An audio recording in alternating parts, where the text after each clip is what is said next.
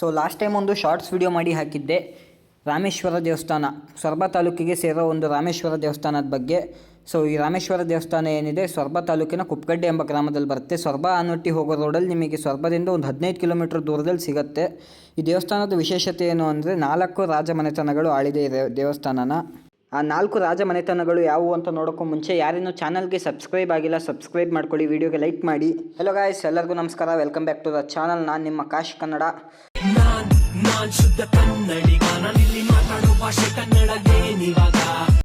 So ಈ ದೇವಸ್ಥಾನ ಬಂದು ಸುಮಾರು 1000 ವರ್ಷ ಹಳೆಯದು. ಈ ದೇವಸ್ಥಾನದ ಮೂಲಲಿಂಗ ಸ್ಥಾಪನೆಯಾಗಿದ್ದು 10ನೇ ಶತಮಾನದಲ್ಲಿ, ಅಂದರೆ ತಲಕಾಡಿನ ಗಂಗರ ಕಾಲದಲ್ಲಿ ಈ ದೇವಸ್ಥಾನದ ಮೂಲಲಿಂಗ ಸ್ಥಾಪನೆ ಮಾಡಿದ್ದು ಮನೆ ಎಂಬ ಮನೆತನದ ರಾಮ ಎಂಬ ಬ್ರಾಹ್ಮಣನು ತನ್ನ ಮನೆದೇವರ ಪೂಜೆಗಾಗಿ ಸ್ಥಾಪನೆ ಮಾಡಿದ್ದು. ಈ ದೇವಸ್ಥಾನದ ಗರ್ಭಗುಡಿ ಹಾಗೂ ಗೋಪುರ ನಿರ್ಮಾಣ ಮಾಡಿದ್ದು ಹೊಯ್ಸಳರ ಕಾಲದಲ್ಲಿ ಈ ದೇವಸ್ಥಾನದ ಗೋಪುರ ಹಾಗೂ ಗರ್ಭಗುಡಿ ನಿರ್ಮಾಣ ಆಯಿತು. ಅನಂತರ ಈ ದೇವಸ್ಥಾನದ ಮುಂಭಾಗ, ಅಂದರೆ ಈಗೇನು ಬಸವಣ್ಣ ಇರೋ ಜಾಗ ನೋಡ್ತಾ ಇದ್ದೀರಲ್ಲ, ಇಲ್ಲೇನು ಕಂಬಗಳಿದೆಯಲ್ಲ, ಈ ಮುಂಭಾಗವನ್ನು ನಿರ್ಮಾಣ ಮಾಡಿದ್ದು ವಿಜಯನಗರ ಸಾಮ್ರಾಜ್ಯದ ರಾಜರು. ಈ ದೇವಸ್ಥಾನದ ಅಲ್ಲಿಂದ ಆದಮೇಲೆ ಸ್ವಲ್ಪ ದಿನ ಮೈಸೂರು ರಾಜರ ಕಾಲದಲ್ಲೂ ಆಳ್ವಿಕೆ ಮಾಡಿದ್ದಾರೆ ಅಂತ ಹೇಳ್ತಾರೆ. ಮೈಸೂರು ರಾಜರ ಕಾಲದಲ್ಲಿ ಈ ದೇವಸ್ಥಾನನ ಮೈಸೂರು ರಾಜರು ಮೇಂಟೈನ್ ಮಾಡ್ತಿದ್ರು ಅಂತ. ಅದಾದಮೇಲೆ ನೆಕ್ಸ್ಟ್ ಬಂದಿದ್ದು ಇದು ಸೇರಬೇಕಾದ ಇಲಾಖೆಗೆ ಸೇರಿ ಅಲ್ಲಿಂದ ಮೇಂಟೈನ್ ಆಗ್ತಾ ಬಂದಿದೆ. ಸೊ ಈ ಮುಂಭಾಗ ಏನು ನೋಡ್ತಾ ಇದ್ದೀರಲ್ಲ, ಗೋಪುರ ಹಾಗೂ ಈ ಮುಂಭಾಗ ಏನಿದೆಯಲ್ಲ, ಇದೆರಡು ಬೇರೆ ಬೇರೆ ರಾಜಮನೆತನದವರು ಕಟ್ಟಿಸಿರೋದು. ಈ ದೇವಸ್ಥಾನದ ಗೋಪುರ ಏನಿದೆಯಲ್ಲ, ಇದನ್ನು ಹೊಯ್ಸಳರು ಕಟ್ಟಿಸಿರೋದು. ಹಾಗೂ ಈ ಮುಂಭಾಗ ಏನು ನೋಡ್ತಾ ಇದ್ದೀರಲ್ಲ, ಈ ಮುಂಭಾಗನ ವಿಜಯನಗರ ಸಾಮ್ರಾಜ್ಯದ ರಾಜರು ಕಟ್ಟಿರೋದು. ಇದೇ ಈ ದೇವಸ್ಥಾನದ ಮೂಲಲಿಂಗು, ಅಂದರೆ ರಾಮೇಶ್ವರ.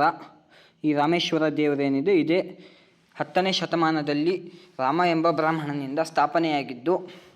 ಸೊ ನಾವು ಬಂದಾಗ ಆಲ್ರೆಡಿ ದೇವಸ್ಥಾನ ಕ್ಲೋಸ್ ಆಗಿತ್ತು. ಸೊ ಹಾಗಾಗಿ ಕಿಂಡಿಲಿ ಎಷ್ಟು ಕಾಣುತ್ತೆ ಅಷ್ಟು ತೋರಿಸಿದೆ. ಈ ದೇವಸ್ಥಾನದಲ್ಲಿ ಅನೇಕ ವಿಭಿನ್ನ ಕೆತ್ತನೆಗಳು ಇದೆ. ಈ ಕೆತ್ತನೆಗಳನ್ನು ಬೇಲೂರು ಹಳೆಬೀಡಿನ ಕೆತ್ತನೆಗೆ ಹೋಲಿಸಲಾಗುತ್ತದೆ. ಈ ದೇವಸ್ಥಾನದಲ್ಲಿ ಶಿವ ಅಷ್ಟೇ ಅಲ್ಲದೆ ಪಾರ್ವತಿ ದೇವಿ ಹಾಗೂ ಗಣೇಶ ಹಾಗೂ ಮೂಲ ವಿಶೇಷವಾದ ಗಾಯತ್ರಿ ದೇವಿ, ಹಂಸದ ಮೇಲೆ ಕುಂತಿರುವಂಥ 3 ತಲೆಯ ಗಾಯತ್ರಿ ದೇವಿ. ಈ ದೇವಸ್ಥಾನದ ಕೆತ್ತನೆ ನೋಡ್ಬೋದು ನೀವು, ಬಹಳ ಸುಂದರವಾಗಿ ಕೆತ್ತಿದ್ದಾರೆ. ಇಲ್ಲಿ ಜನ ಹೇಳೋ ಪ್ರಕಾರ ಈ ದೇವಸ್ಥಾನದ ಗೋಪುರವನ್ನು ಒಂದೇ ಶಿಲೆಯಲ್ಲಿ, ಅಂದರೆ ಒಂದೇ ಕಲ್ಲಲ್ಲಿ ಕೆತ್ತಿದ್ದಾರೆ ಅಂತ ಹೇಳ್ತಾರೆ. ಭಾಳ ಅದ್ಭುತವಾಗಿ ಕೆತ್ತಿದ್ದಾರೆ. ಕಿತ್ತಾಡಿ ಕಿರಣವ್ರ ಥರ ನಾನು KKF ಅನ್ಬೋದಲ್ವಾ, ಬಟ್ ಅವ್ರು ಬಿಡಲ್ಲ ಅನ್ಸುತ್ತೆ ಮೋಸ್ಟ್ಲಿ. ನಮಸ್ಕಾರ KKF, ಎಲ್ಲ ಹೇಗಿದ್ದೀರಾ? ಎಲ್ಲರೂ ಆರಾಮಾಗಿದ್ದೀರಾ ಅಂತ ಅನ್ಕೋತೀನಿ. ಸೊ ಇಲ್ಲಿ ಏನು ಕೆತ್ತನೆ ನೋಡ್ತಾ ಇದ್ದೀರಲ್ಲ ಈಗ, ಆ ಕೆತ್ತನೆ ಬೇಲೂರು ಹಳೆಬೀಡಿನ ದೇವಸ್ಥಾನದ ಕೆತ್ತನೆ ಅಂತ ಹೇಳ್ತಾರೆ. ಸೊ ಸೇಮ್ ಟು ಸೇಮ್ ಇದೆ ಅಂತ ಇಲ್ಲಿಯ ಜನ ಹೇಳ್ತಾರೆ. ಅದೆಷ್ಟೋ ಜನಕ್ಕೆ ಮಾನ್ಸೂನಲ್ಲಿ ರೈಡ್ ಹೋಗಬೇಕು ಅಂತ ಇರುತ್ತೆ, ಅಥವಾ ಪ್ಲೇಸಸ್ನ ಎಕ್ಸ್ಪ್ಲೋರ್ ಮಾಡಬೇಕು ಅಂತ ಇರುತ್ತೆ.